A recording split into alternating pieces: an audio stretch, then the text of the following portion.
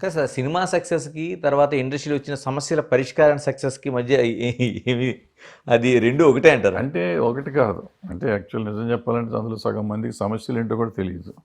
So అందుకని ఎవరు సైలెంట్గా ఉన్నారు. ఇప్పుడు మనం అక్కడికి వెళ్ళి ఆయన మీరు బ్రహ్మాండంగా చేశారంటానికి వెళ్ళక్కర్లా, స్టేట్మెంట్ ఇచ్చి కూర్చోవచ్చు ఇంట్లో. అవును. సో మనకి ఏమన్నా కావాల్సింది ఏమన్నా అడుగుతానికి వెళ్ళాలి. యాక్చువల్గా మనకి మేమంతా అనుకుంది బయట మీరు మేము అందరం అనుకుంది ఏంటంటే జరుగుతున్న సమస్యకి పరిష్కారానికి వెళ్తున్నారేమో ఏమన్నా అనుకుంది. అసలు ఆ విషయం ఎవరు మాట్లాడలేదు, అసలు సంబంధం లేదు. ఆ విషయం మాట్లాడలే. ఆయన కూడా ఈ చిన్న విషయాలు పట్టించుకోవద్దని ఆయన చెప్పాడు. ఆయన ముందే చెప్పారు, అసెంబ్లీలో నేను వాటెవర్ నేను చెప్పిందంతా దానికి కట్టుబడి ఉన్నాను, అదే ఫైనల్ అని చెప్పారు ఆయన. అయిపోయింది. అది ఫైనల్ అయినప్పుడు ఇక మీటింగ్ అనవసరం కదా. బట్ ఇక్కడ మీటింగ్ ఏంటంటే ఇప్పుడు ఇంటర్నేషనల్ స్టాండర్డ్ చేయడానికి నిన్న కట్టుకుని ఎందుకు వెళ్ళాల్సిన అవసరం వచ్చింది? అది లేదు, మరి మనకు తెలీదు. సరే ఏదో ఒకటి పాపం వెళ్ళారు, కలిశారు, వచ్చారు, ముఖ్యమంత్రి గారిని కలిశారు, ఆయన ఏదో చెప్పారు.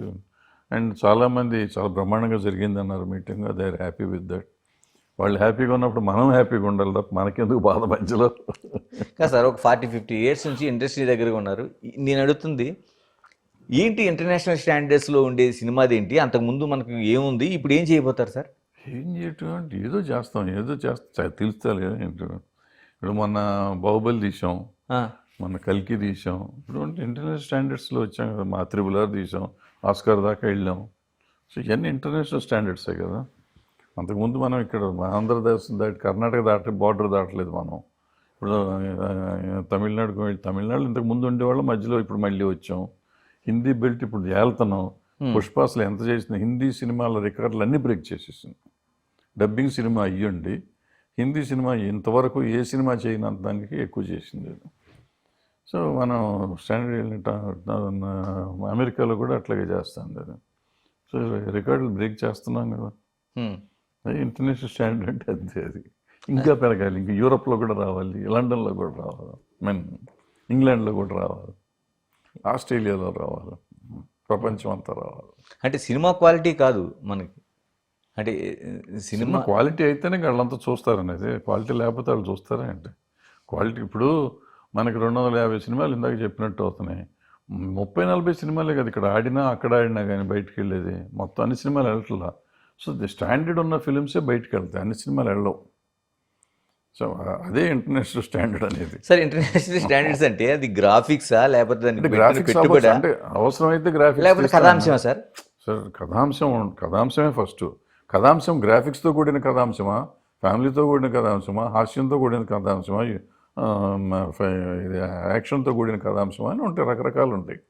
సైంటిఫిక్ కథాంశమా, దేనికి అవసరమైన గ్రాఫిక్స్ అది చేస్తామా, అది మనం ప్రజెంట్ చేసే విధానం ఇంటర్నేషనల్ స్టాండర్డ్లో ఉందా లేదా, అంటే కెమెరా వర్క్ కానీ, ఎడిటింగ్ కానీ, మ్యూజిక్ కానీ, అంటే ఏదో చుట్టేసినట్టు ఉందా, లేకపోతే మనకి ఆ స్టాండర్డ్లో ఉందా, రియాలిటీకి దగ్గరగా ఉందా, రకరకాలు. ఒకటి రియలిస్టిక్ సినిమాలు అవ్వచ్చు, ఒకటం నార్మల్గా అసలు మనం ఊహించనేది జరిగే సినిమాలు అవ్వచ్చు, ఇంకోటి సైంటిఫిక్స్ కొత్తగా ఉండొచ్చు, ఆలోచించి ఉండొచ్చు. అలాంటివన్నీ మనం వాళ్ళ స్టాండర్డ్లో తీస్తున్నామా లేదా?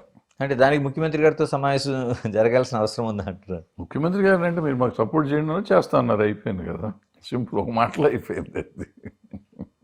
సార్ ఇక్కడ సినిమాకి సంబంధించింది, మన పాన్ ఇండియా సినిమాలు తీస్తున్నాం, ఎందుకు సార్ హిందీలో కలెక్షన్స్ ఆ విధంగా పెరుగుతున్నాయి? అంటే ఇక్కడ నార్మల్గా వస్తున్న సినిమాలకు కూడా హిందీలోన, అంటే అంతకుముందు మీరు ఎప్పుడైనా చూసారు సార్ ఈ హిందీలోన ఈ విధంగా కలెక్షన్స్ మనకు పెరగడం అనేది? లేదు, ఈ మధ్యకాలంలోనే పెరిగింది. ఎందుకు సార్ అది ఆ కథాంశం ఎందుకని వాళ్ళు అంత కనెక్ట్ అవుతున్నారండి మనకి? అంటే మనకి హిందీలో మీకు ఈ డాకు సినిమాలు, గీకు సినిమాలు బాగా ఎక్కువ ఉండే గతంలో. షోలే దగ్గర నుంచి షోలే కానీ, డాకు సినిమా, మేరా గాంవ్ మేరా దేశ్, అటువంటి సినిమాలు అన్నీ విపరీతం కలెక్ట్ చేస్తుండే. మంగళ డాకు, టొంగల్ డాకు, ఏదో డాకు, ఈ డాకు, ఆ డాకు అని చాలా సినిమాలు అండి. అది మధ్యలో పోయి సాఫిస్టికేటెడ్ సినిమాలు వచ్చినాయి.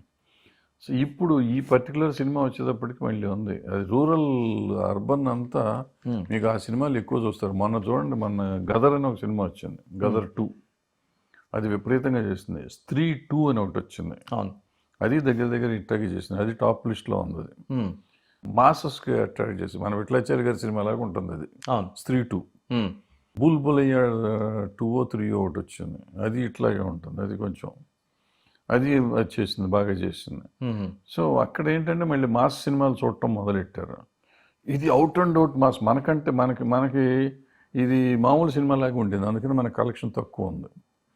వాళ్ళకి ఇది అసలు విపరీతంగా ఎక్కేసింది. ఆ డబ్బింగ్ గిబ్బింగ్ చూసేసరికి ఎక్స్ట్రాడినరీగా ఉంది అది.